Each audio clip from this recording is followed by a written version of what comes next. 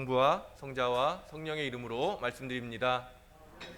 네, 오늘 맥주 감사주일인데요. 오늘 여러 가지 어려움 속에서도 감사하는 마음을 가지고 주님께 나오신 여러분을, 또 여러분의 그 고백과 간구를 하나님께서 들어주시고 하나님께서 남은 우리의 1년 동안을 축복과 은총으로 채워주시기를 바랍니다.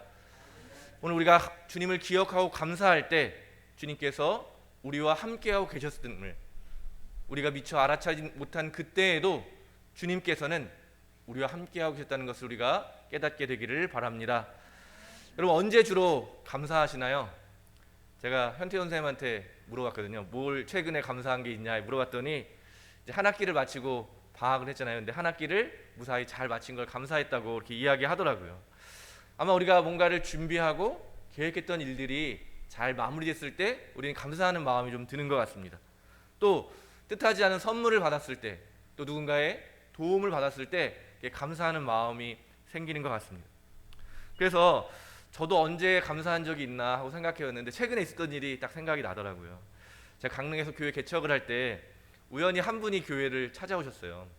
그래서 그때는 교인이 얼마 없으시기 때문에 너무나도 기쁜 마음에 그분이랑 1:1 성경 공부도 하고 또 뭐 교리 공부도 하고 여러 가지를 하다가 마침내 열매를 맺어서 그분이 교회 출석하시게 된 거예요. 너무 기뻐가지고 그렇게 몇 달을 지냈는데 좀 여러 가지 상황이 생겨서 교회를 못 나오시게 됐거든요. 그래서 그때 기억이 굉장히 좀 많이 났었는데, 딱 설교 준비하는데 그분이 메시지를 보내셨어요. 뭐 안부를 물으시면서 참 그때 그 시절이 되게 감사했다, 이렇게 저한테 연락을 주셨더라고요. 뜻하지 않은 그거를 딱 받으면서 제 마음에, 제가 지난번에 설교 때도 말씀드렸던 것처럼 우리는 잊어버리고 또 실망하고 또 그렇게 하는 그 모든 것들 있지만 하나님은 잊어버리지 않으시는구나, 또 그분이 저를 기억해 주시고 감사의 인사를 전해 주셨을 때 진짜 제 마음이 좀 벅찬 감동과 또 감사가 이렇게 생기게 되더라고요.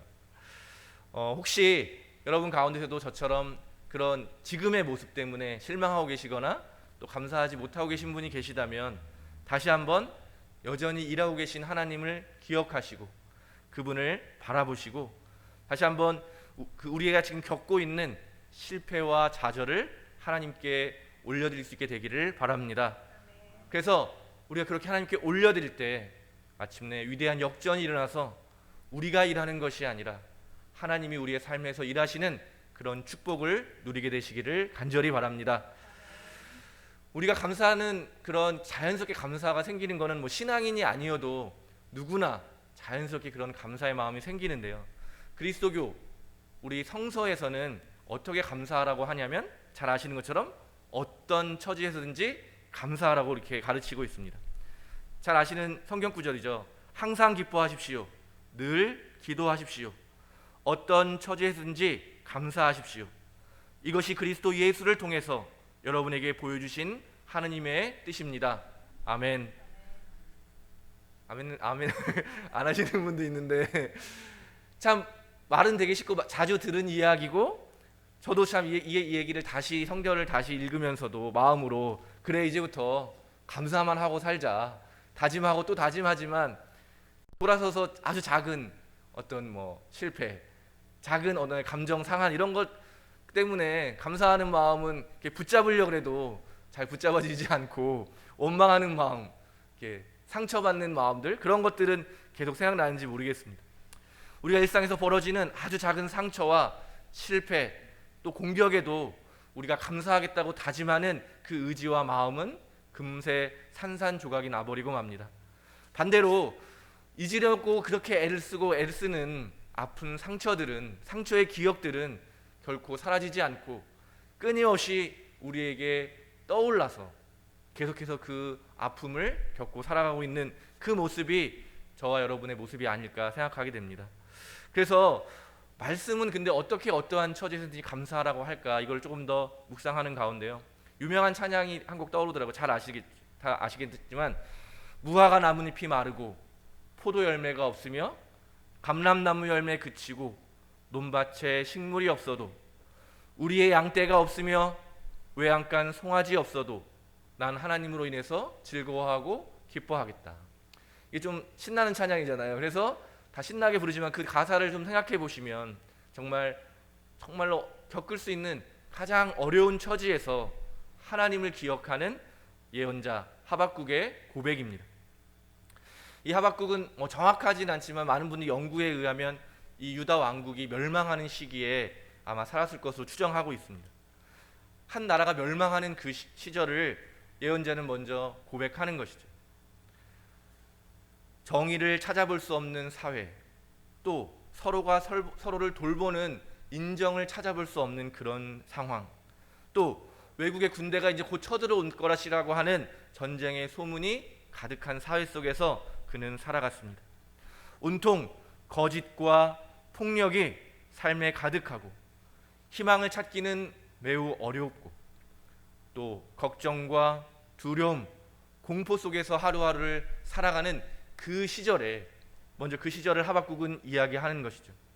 무화과 나뭇잎이 마르고 포도 열매가 없으며 감람나무 열매가 그치고 논밭에 식물이 없어도 우리의 양떼가 없으며 외양간 송아지가 없는 이 참담한 시대에도 나는 하느님을 기억하겠다. 이 심판의 너머에 있는 그 구원으로 인해서 나는 지금 기뻐하고 즐거워하며 감사를 고백하겠다. 이렇게 고백하는 것입니다. 참으로 어려운 일이지만 결국 그 예언자는 지금의 현실을 보는 것이 아니라 이 불의한 시대가 당하는 심판 너머에 있는 하나님의 나라, 정의가 꽃을 피워서 평화가 넘쳐나는 그 새로운 시대를 바라보고 또 자기가 이미 현실에서 누리며 살아왔기 때문에 그는 그 어떤 처지에서든지 감사할 수 있었던 것입니다.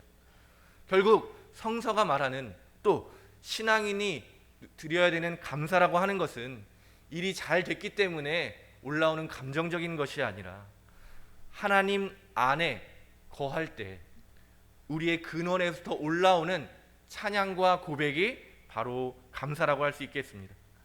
결국 하나님께서 우리와 결코 떨어질 수 없다는 것을 믿는 사람들은 우리가 어떠한 실패를 당하든 어떠한 어려움에 있든지 감사를 고백할 수 있게 되는 것입니다. 그러므로 우린 이렇게 표현해 볼 수 있겠습니다.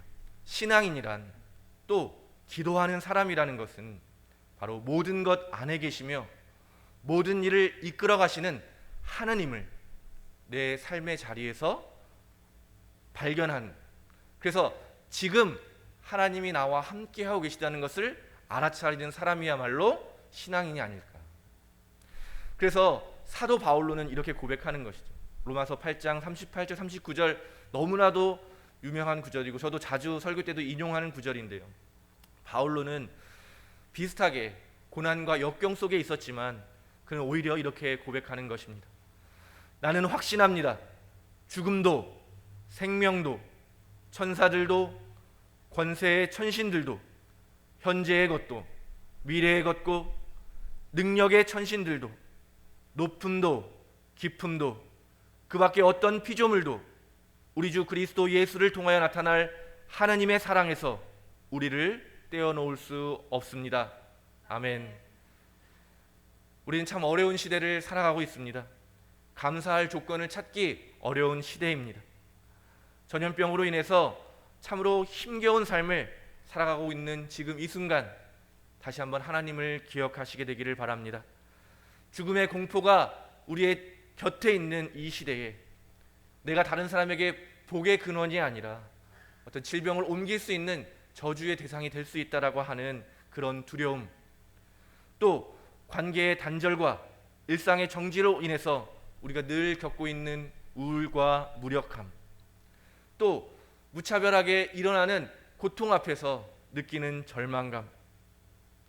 그러나 이런 고통과 참담함 앞에서도 오늘 함께 나누었던 하박국의 예언자처럼 또 언제나 우리의 모범이 되시고 길이 되시는 예수님처럼 또 비슷하게 다들 어려움 속에서도 하나님을 기억하고 감사로 찬양을 드렸던 많은 신앙인들처럼 오늘 우리도 하늘을 우러러보며 하나님께 감사를 드리는 이 예배의 시간이 되기를 간절히 바랍니다.